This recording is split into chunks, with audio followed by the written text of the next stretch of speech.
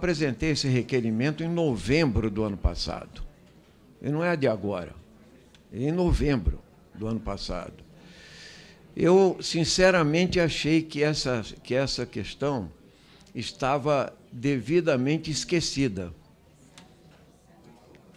Ela merece ser esquecida, tá? Porque eu acho que os argumentos que foram postos nessa audiência pública, né, são sólidos. Quero, por isso, cumprimentar a Nádia, a Juvândia, a Ivone, o Alexandre, o Moacir, o Marcelo. Esqueci algum nome, me perdoem.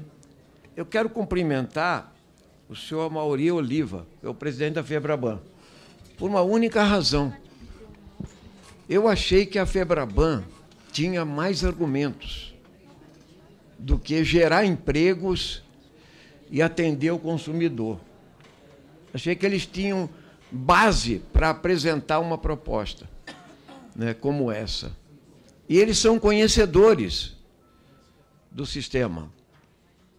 Agora, quando o próprio presidente da FEBRABAN, ou o representante da FEBRABAN, vem dizer aqui, ele mesmo, corroborando com os bancários, que 67%, mas é mais, na verdade, das operações já são feitas pela internet, ele mesmo destruiu os argumentos dele.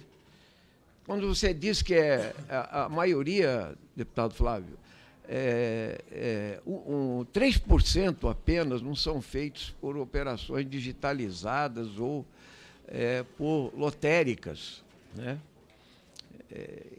Então, qual é o argumento? Gerar emprego?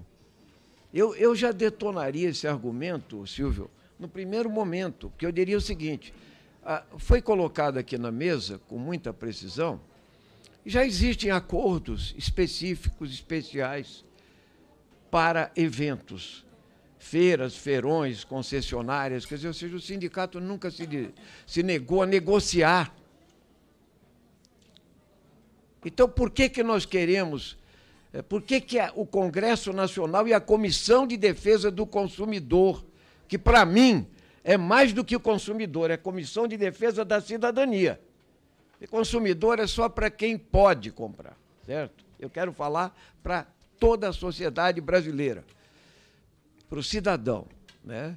Vai se meter a sua digital aqui, entende? Numa coisa que está resolvida entre os bancos e a categoria. Entende? Então, eu queria primeiro dizer o seguinte, eu ouvi os argumentos e, sinceramente, várias vezes essa audiência foi marcada e desmarcada, Silvio.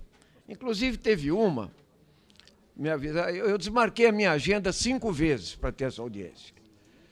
E numa delas, falou assim, só vai ter audiência se o senhor estiver aqui presente, se o senhor estiver comandando a audiência. Eu estou aqui, quem está comandando a audiência é o deputado Silvio, que é o presidente. Eu agradeço a ele por ter vindo para a audiência.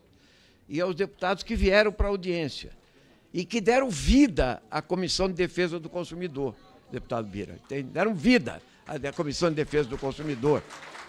Para a gente não discutir burocraticamente as coisas aqui.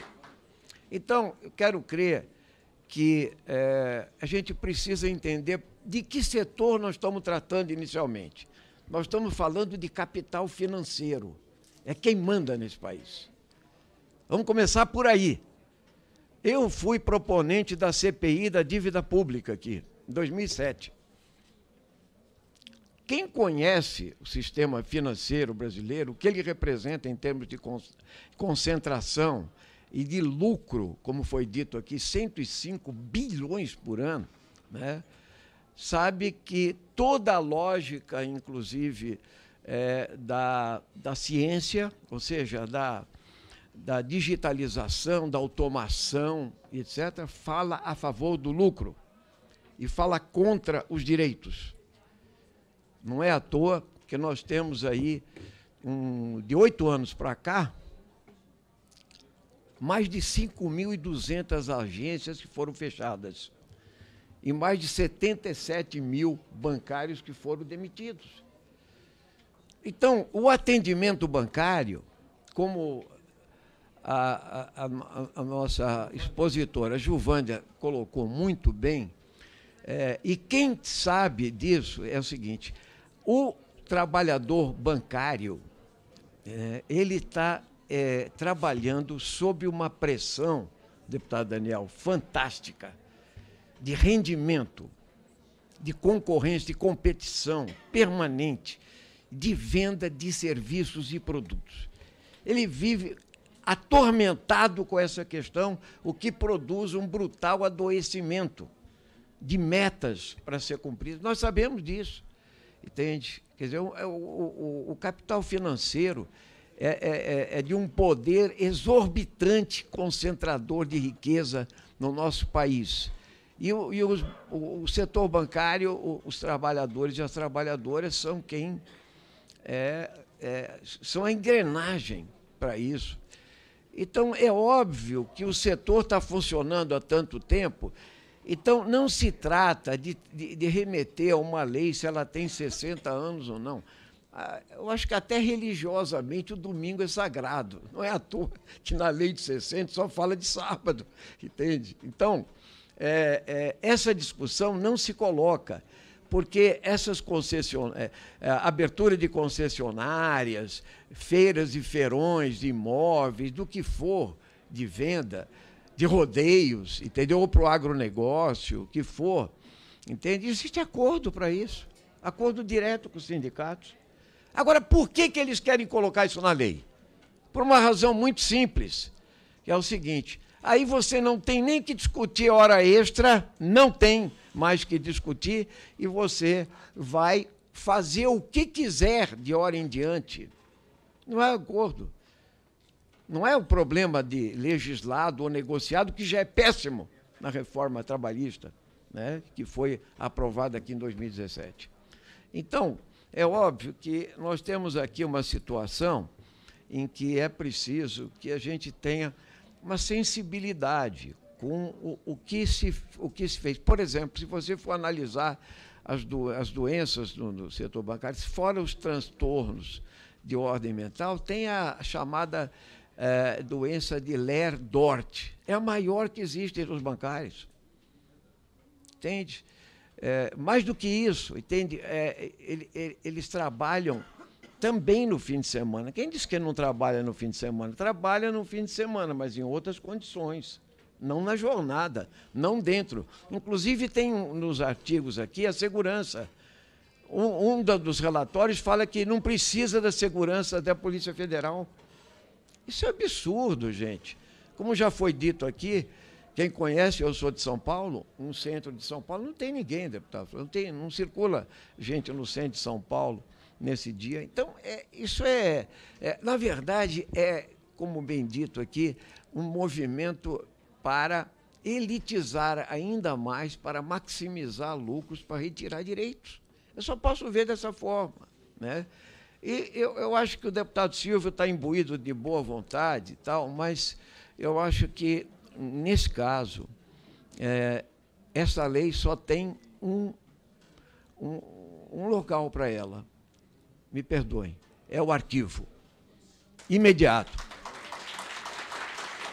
E eu digo isso porque eu conversei com o autor, o deputado Davi Soares, e ele mesmo, no plenário, falou para mim: não sei, eu acho que nessa audiência nem sei se devia existir. Ele mesmo está recuado em relação a isso, Silvio.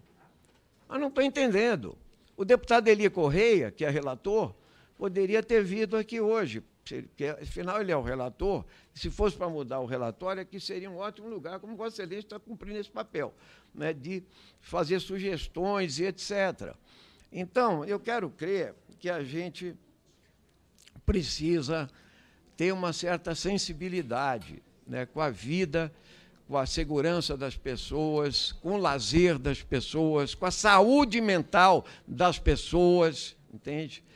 E saber o que acontece, inclusive, nas agências bancárias, porque o exemplo do que aconteceu na Caixa Econômica Federal, e que está sendo exposta às suas vísceras depois da demonstração de assédio sexual e moral, é o exemplo dessa pressão, vem dessa lógica que está estabelecida e que a gente devia ajudar a sociedade a responder e resolver, entende? Resolver.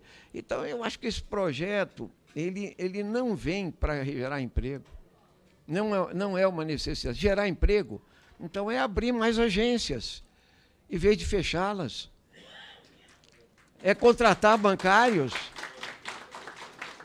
é aliviar essa tensão dentro do setor de bancos e tal. Eu acho que aí sim, nós podemos costurar um projeto comum aqui, aí sim. Então vamos costurar um projeto para melhorar a qualidade do atendimento ao cidadão e ao consumidor e, ao mesmo tempo, garantir direitos e qualidade de vida àqueles que servem, até porque as pessoas se sentirão melhor e aumentará, inclusive, a sua vontade e a sua condição de trabalho, né? Então, eu vejo que essa audiência ela foi muito rica. Queria agradecer a todos que fizeram os depoimentos. Acho que o setor trabalhadoras e trabalhadores bancários vieram com dados muito consistentes, muito densos, entende?